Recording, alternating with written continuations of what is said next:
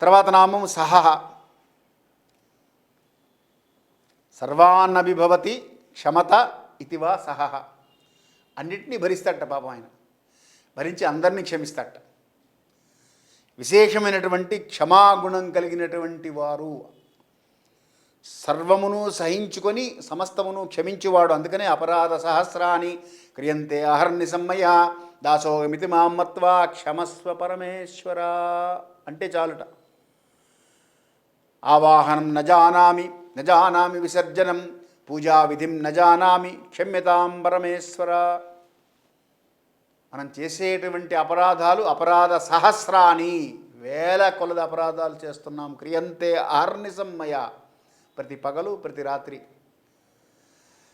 దాసోయం ఇతి మాం మత్వా, నన్ను నీ దాసుడుగా అనుగ్రహించి నేను చేసేటువంటి తప్పులన్నిటినీ కూడా క్షమస్వ పరమేశ్వర, క్షమించు స్వామి అని వేడుకోమన్నారు. అందుకని ఎందుకంటే ఆయన అపారమైనటువంటి కరుణ కలిగినటువంటి వాడు, క్షమాగుణం కలిగినటువంటి వాడు. క్షమయా పృథివీ అంటారు. అందుకే కాకాసుర వృత్తాంతమని రామాయణంలో ఒక ఘట్టం వస్తుంది. అమ్మవారిని, సీతమ్మవారిని బాధిస్తున్నటువంటి ఒక కాకి నిద్రలో ఉంటారు రాముల వారు. ఒక్కసారి లేచి చూసేటప్పటికి ఆ కాకి బాధిస్తోంది అమ్మవారిని. వెంటనే బాణం తీసి బ్రహ్మాస్త్రం సంధించి దాని మీద వదిలిపెట్టారు. పిచ్చుక మీద బ్రహ్మాస్త్రం అనేటువంటి సామెత అక్కడే వచ్చింది. కానీ అక్కడ అసురుడు, కాకాసురుడు, ఆ అసురుడు బ్రహ్మాస్త్రాన్ని తప్పించుకోవడానికి అన్ని ముల్లోకాలు తిరుగుతాడు. తిరిగి చివరికి ఇంద్రుడి దగ్గరికి వెళ్తాడు. అప్పుడు ఇంద్రుడు చెప్తాడు, రామబాణానికి తిరుగులేదు, రాముడు ఒక్కడే క్షమించగలడు, నువ్వు వెళ్ళి రాముడినే ప్రార్థన చేయని. మళ్ళీ వెనక్కి తిరిగి వచ్చి కాకాసురుడు రాముడినే ప్రార్థిస్తాడు, రాముడు క్షమించి వదిలేస్తాడు. అలాగే విభీషణుడిని క్షమించి వదిలేశారు. మనకి రామాయణం చదివితే చాలా ఘట్టాలు కనబడతాయి. క్షమాగుణంలో ధృతి, ఆయన మేరునగధీరుడు అంతటి వాడు, విశేషమైనటువంటి క్షమాగుణం కలిగినటువంటి వారు కనుక సహించేటువంటి వారు. ఎన్ని తప్పులు చేస్తున్నామండి మనం, ఏమాత్రం శాస్త్రం పాటిస్తున్నాం. ఇలా జీవించండి రా, ఇలా ఉండండి, ఇలా ఉంటే నాకు అత్యంత ప్రీతిపాత్రులు అని చెప్పారు. అది తెలియక కాదు, చాలామందికి తెలుసు. తెలిసి నిర్లక్ష్యము, అశ్రద్ధ, అలసత్వము, అజాగ్రత్త, వీటి కారణాలతో మనం చేసేటువంటి సమస్త దోషములను తిరిగి ఆయనే మన్నించి క్షమించి అంత్యకాలే చ మామేవ స్మరణముక్త్వా కళేవరం యఃప్రసమబాహుం యాతినాశత్ర సంశయ అని కూడా చెప్పాడు. చివరికి ఆఖరి క్షణంలో అన్నా నా నామం చెప్పరా, 100 సంవత్సరాలు బ్రతికి 99 సంవత్సరాల 11 నెలల 29 రోజులు నువ్వు చెప్పకపోయినా ఆ ఒక్క రోజులో ఒక్కరికి నా నామం చెప్పు చాలు, నిన్ను నాతో చేర్చుకుంటానని క్షమాగుణం కలిగినటువంటి మహనీయుడుగా ఆయన. కాబట్టి సహః. మహీధర తర్వాత నామం. మహీం గిరిరూపేణ ధరతి ఇది మహీధర. పర్వత రూపంలో భూమిని ధరించారట స్వామి. మహి అంటే భూమి, ధర అంటే ధరించినటువంటి వాడు. పర్వత రూపంలో ధరించినటువంటి వాడు కనుక మహీధర. విష్ణు పర్వతానాం అధిపతి అంటుంది. అందుకని శాస్త్రం స్థావరాణం హిమాలయ అన్నారు ఆయన భగవద్గీతలో. హిమవంత పర్వతము, గంధమాధవ పర్వతము, నిషిధ పర్వతము, వింధ్య పర్వతము, అలాగే మాల్యవత్ పర్వతము, పారియాత్రము, ఇటువంటి మహాపర్వతాలన్నిటికీ కూడా ఆయనే రూపంలో ఉంటూ ధరిస్తూ ఉన్నాడు, భరిస్తూ ఉన్నాడు. ఇంకో మాట కూడా చెప్పారు, మహీధర అనేటువంటి నామానికి భూమిని పాలించేటువంటి రాజు అని అర్థం. అందుకనే నా విష్ణు పృథివీపతి అంటారు. విష్ణు అంశ లేకుండా భూమిని పాలించలేరు. భూమిని పాలించే పాలకులందరికీ కూడా విష్ణు అంశ. అందుకనే మన సాంప్రదాయంలో దేవాలయాలకి ఎవరన్నా ముఖ్యమంత్రులు, ప్రధానమంత్రులు, వీరు ఇత్యాదులు వచ్చినప్పుడు ఆ విష్ణు అంశ కలిగినటువంటి వారు కనుక వాళ్ళకి పూర్ణకుంభంతో స్వాగతం ఇవ్వడం అనేటువంటి సాంప్రదాయం ఉన్నది వారికి. నా విష్ణు పృథివీపతి అంటారు. అందుకని నరాణాంచ నరాధిపమని ఆయన భగవద్గీతలో చెప్పారు. అంటే నరులలో రాజును నేనే అని. ఆ లక్షణం కలిగినటువంటి వాడు కనుక మహీధర. తర్వాత మహాభాగ. స్వేచ్ఛయా ధారయన్ దేహం మహంతి ఉత్కృష్టాని భోజనాని భుంక్తే మహాన్ భాగ. అంటే స్వేచ్ఛతో దేహధారణ చేసి ఆయన ఎటువంటి దేహం ధరించదలుచుకుంటే అటువంటి దేహం ధరించి, అంటే ఎటువంటి దేహం అని అనుకోవాలి మనం, 84 లక్షల జీవరాశులలో ఆయన ఉన్నారు కదా. ఈశ్వర సర్వభూతానాం హృదయసే హే అర్జున తిష్టతి. కాబట్టి అన్ని రకముల జీవరాశుల్లో ఆయనే ఉంటూ అందరి భాగములను ఆయనే గ్రహిస్తున్నారు గనుక మహాభాగ.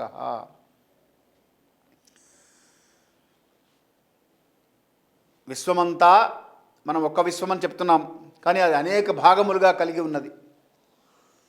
ఈ విశ్వం అనేక భాగాలలో సూర్యచంద్రుడు, నక్షత్రాలు, గ్రహాలు, సప్తర్షి మండలం, ధ్రువమండలం ఇత్యాదులన్నీ కూడా పంచభూతాలు, ఇంద్రాది దేవతలు, అష్టదిక్పాలకులు ఇలా విభాగాలలో ఉన్నారు. ఎవరికి వాళ్ళు మహాభాగ. ఇవన్నీ భాగాలు చేసేసి వీరందరికీ అధిపతులను నియమించి తన అంశలో నుంచి వీళ్ళందరినీ పుట్టించి తన యొక్క విరాట్ స్వరూపములో నుంచి మహాభాగములను ఏర్పరిచి విశ్వాన్ని నడిపిస్తున్నటువంటి స్వామి కనుక మహాభాగ అన్నారు. యజ్ఞములో భాగములు స్వామివే కాబట్టి యజ్ఞో వై విష్ణు అని సమస్త భాగములను ఆయనే స్వీకరిస్తున్నారు. మహాభాగ అంటే గొప్ప సౌభాగ్యవంతుడు అని కూడా చెప్పారు. ఐశ్వర్యస్య సమగ్రస్య వీర్యస్య యశస్శ్రియ జ్ఞానవైరాగ్యశ్చైవ షణ్ణాం. భగవంతుడు అనేటువంటి శబ్దానికి భాగవతం చెప్పింది ఈ వ్యాఖ్యానం. భగవంతుడు ఎవరు అంటే సమగ్రమైనటువంటి ఐశ్వర్యం కలిగినటువంటి వాడు, సంపద కలిగినటువంటి వాడు. నీ వలన కొరతే లేదు మరి నీరు కొలది తామెరలు అని ఆవల భాగీరథి జలమే ఊరినట్లు అని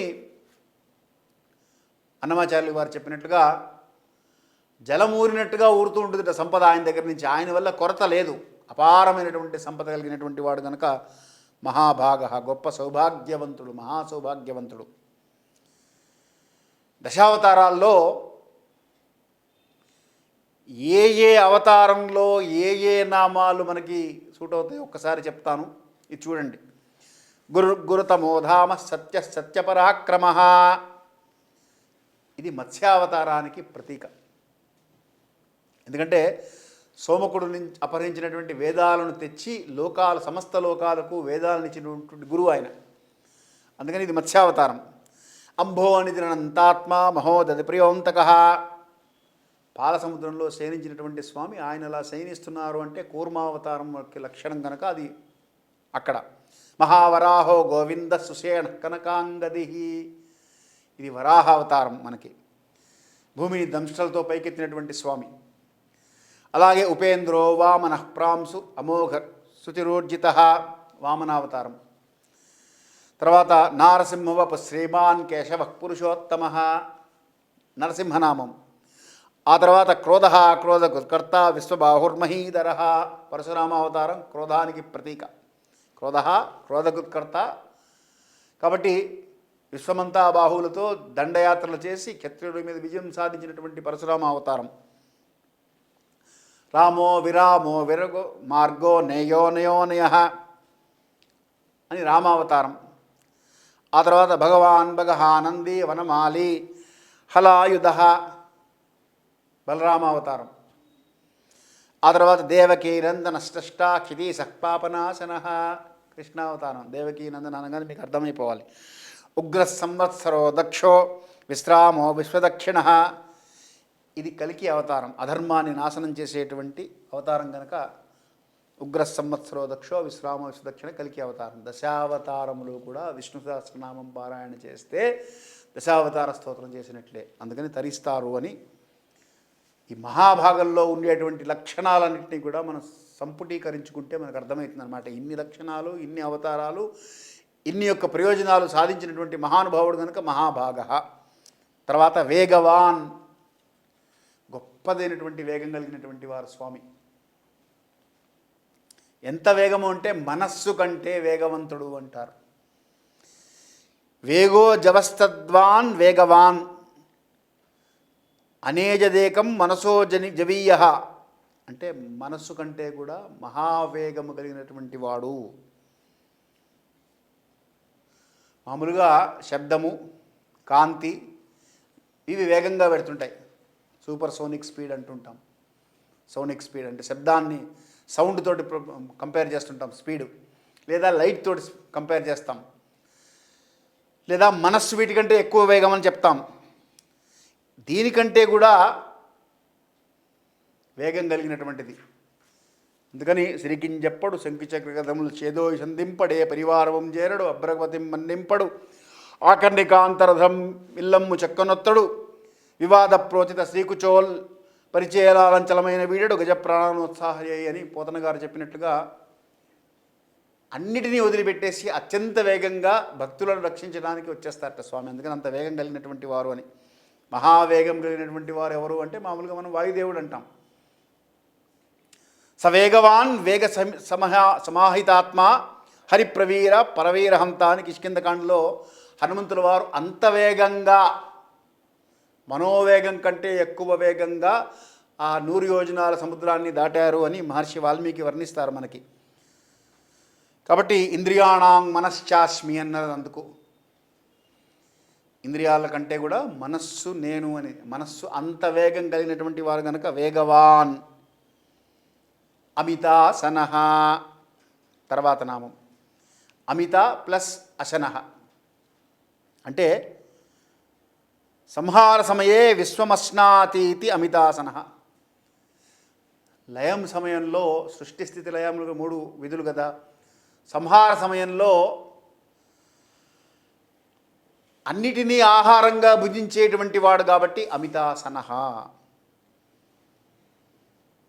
కాలోస్మి లోకక్షయత్కృత్ ప్రవృద్ధః లోకాన్ సమాహర్తుమిహ ప్రవృత్తః హృతే పిత్వాన్న భవిష్యంతి సర్వే ఏవస్థితాన్ ప్రత్యనికేషు యోధః అని భగవద్గీతలో చెప్తాడు. ఈ లోకాలన్నిటినీ కూడా నేనే సృష్టిస్తూ ఉన్నాను, నేనే హరింపిస్తూ ఉన్నాను, నేనే భుజిస్తూ ఉన్నాను, నేనే పూర్తి చేస్తున్నాను, నేనే కాలస్వరూపుడుగా ఉంటున్నాను. కాలోస్మి లోకక్షయత్కృత్ ప్రవృత్తః. ఆ కాలం రాగానే ఆ కాలంలో ఈ లోకాలన్నిటినీ కూడా క్షయం చేసేది కూడా నేనే. కాబట్టి సమస్త లోకంలో ఉన్నటువంటి జీవరాశులే కాదు, నదులు, పర్వతాలు, వృక్షాలు, పక్షులు, కీటకాలు వీటన్నిటిని కూడా ఆయన ఆహారంగా స్వీకరించి లయం చేస్తున్నారు కనుక మహాసనః. భారత యుద్ధంలో 18 దక్షోహిణీల సేన అండి ఒక్కసారి మొత్తం మట్టి కలిసింది. మొత్తం అంతటినీ ఆహారంగా స్వీకరించారు ఆయన. కాబట్టి అలాగే రామరావణ యుద్ధంలో 7 రోజులు కోట్ల కొలది రాక్షసులందరూ కూడా సంహరింపబడ్డారు. ధర్మ సంస్థాపనార్థాయ సంభవామి యుగే యుగే అని ఎక్కడైతే అధర్మం పెచ్చుమీరుతుందో అక్కడ ఆ యొక్క అధర్మ పరుణులందరినీ కూడా నాశనం చేసి యదా యదా హి ధర్మస్య గ్లానిర్భవతి భారత అభ్యుత్థానం ధర్మస్య తదాత్మానం సృజామ్యహం పరిత్రాణాయ సాధూనాం వినాశాయ చ దుష్కృతాం. ఆ వినాశము చేసేసి అదంతా కూడా ఆహారంగా తీసుకునేటువంటి వారు ఆయనే గనక అమితాసనః. ఇక్కడితో ఈ శ్లోకం పూర్తయింది.